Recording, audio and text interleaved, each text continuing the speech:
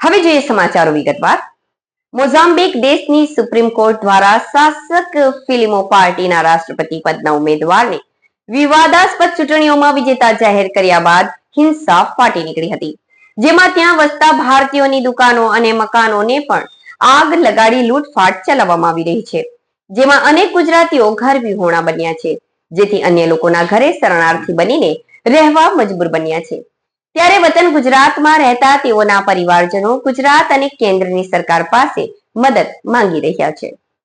Mozambique દેશની supreme court દ્વારા શાસક ફિલિમો પાર્ટીના રાષ્ટ્રપતિ પદના ઉમેદવારને વિવાદાસ્પદ ચૂંટણીઓમાં વિજેતા જાહેર કર્યા બાદ હિંસા ફાટી નીકળી હતી, જેમાં ત્યાં વસતા ભારતીયોની દુકાનો અને મકાનોને પણ આગ લગાડી લૂંટફાટ ચલાવવામાં આવી રહી છે, જેમાં અનેક ગુજરાતીઓ ઘર વિહોણા બન્યા છે, જેથી અન્ય લોકોના ઘરે શરણાર્થી બનીને રહેવા મજબૂર બન્યા છે. ત્યારે વતન ગુજરાતમાં રહેતા તેઓના પરિવારજનો ગુજરાત અને કેન્દ્રની સરકાર પાસે મદદ માંગી રહ્યા છે.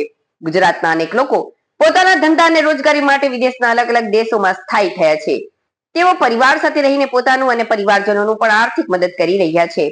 આવા જ સાઉથ આફ્રિકાના મોઝામ્બિક દેશમાં પણ અનેક ભારતીય પરિવાર સાથે સ્થાયી થયા છે, જેમાં ભરૂચ જિલ્લાના અનેક શહેરના હજારો લોકો પણ ત્યાં વસવાટ કરી રહ્યા છે. ત્યારે ત્યાં કોઈ ચુકાદા બાદ ધમાલો અને ફાટી નીકળે છે, જેમાં ત્યાં રહેતા અને ધંધો કરતા અનેક ગુજરાતીઓની દુકાનો અને મકાનો પર લૂંટ ચલાવાઈ રહી હોવાના અનેક બનાવો બની રહ્યા છે. આ ઘટનાઓ બાદ ગુજરાતમાં રહેતા તેમના પરિવારજનોમાં ચિંતાનો માહોલ જોવા મળી રહ્યો છે. સમગ્ર પરિસ્થિતિના ચિતાર મેળવવા દિવ્ય ભાસ્કર ટીમ ભરૂચ જિલ્લાના સિદ્ધપોણ ગામમાં રહેતા પરિવારની મુલાકાત લીધી હતી, જ્યાં જાણવા મળ્યું હતું કે આ ગામના અંદાજિત 10 જેટલા પરિવાર ધંધાર્થે ત્યાં સ્થાયી થયા છે. જેમાં અમે ગામમાં રહેતા મહેબૂબ માટલીવાલા પરિવારની મુલાકાત લીધી હતી. તેમના 2 ભાઈઓ હાલમાં મોઝામ્બિક દેશમાં મનીષા અને મપુતોમાં રહીને વાસણની દુકાન ચલાવે છે. મહેમૂદ માટલીવાલા સાથે વાતચીત કરતા તેમણે જણાવ્યું હતું કે તેમના 2 ભાઈઓ પોતાના પરિવાર સાથે ત્યાં રહે છે, પરંતુ હાલમાં ત્યાં જે હિંસા ફાટી નીકળી છે, ત્યાં તેમના ભાઈઓની દુકાનો અને મકાનો પણ લૂંટી લેવામાં આવતા તેઓ પોતાના મકાનો છોડીને લોકોના ઘરોમાં શરણાર્થી બન્યા છે, જેના કારણે તેમના સમગ્ર પરિવારમાં ચિંતાનો માહોલ જોવા મળી રહ્યો છે. 2-3 દિવસથી ઊંઘ પણ આવતી નથી. હંમેશા ભાઈ અને તેમની ભાભી જે હાલતમાં પ્રેગ્નન્ટ છે, તેમની ચિંતા સતાવી રહી છે. આ અંગે તેઓ ગુજરાત અને ભારત સરકાર પાસે ભારતીયોની સુરક્ષા માટે મધ્યથી કરીને તેમને બચાવવાની મદદ માંગી રહ્યા છે.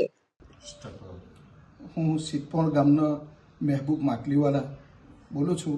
મારો ભાઈ મોઝામ્બિકના અંદર છે અને મારા ગામના લગભગ 10 થી 12 ફેમિલીઓ છે અને આપણા ગુજરાતની હજારો આપણા ગુજરાતના નાગરિકો ત્યાં છે. એ લોકોનું બધું જ લૂંટાઈ ગયેલું છે અને એ લોકોની જાન પર ખતરામાં છે. તો મારી ગુજરાત સરકારને નિવેદન છે, આજીજાના ગુજારિશ છે અને આપણી ભારત સરકારથી ગુજારિશ છે કે એ લોકોની ફૂલ મદદ કરે અને જો એ લોકોની મદદ થઈ જાય તો એ લોકોની જાનની હિફાજત થઈ જાય, એ મારી આપણી ભારત સરકારને ગુજારિશ છે. કારણ કે એ લોકોનું બધું જ લૂંટાઈ ગયેલું છે. એવું સમજો કે કરોડો ડોલરનું લોકોનો આપણા ગુજરાતી ભાઈઓનું નુકસાન થયેલું છે. તો આપણી સરકારની એક રિક્વેસ્ટ છે કે કોઈ બી રીતે એમની મદદ થાય એવા પગલાં આપણી સરકાર ઇન્વોલ્વ થઈને કરે. ભાઈ ત્યાં આગળ હાલમાં કઈ પરિસ્થિતિ મને ક્યાં છે અને કઈ રીતે પોતાનું ગુજરાન ચલાવી રહ્યા છે? મારા ભાઈ અત્યારે એક બીજા ત્યાં લોકલ ફેમિલીને ત્યાં શરણ લીધેલું છે અને મારા ભાઈનું તો બધું જ લૂંટાઈ ગયેલું છે અને મારી ભાભી બિચારી પ્રેગ્નેન્ટ છે અને 10 જ દિવસની વાર છે. મારી ભાભીને ખબર નહીં આપણા ગુજરાતી કેટલા ભાઈઓની બિચારી ઓળતો એવી પ્રેગ્નેન્ટ હશે અને એમના જીવ જોખમમાં છે.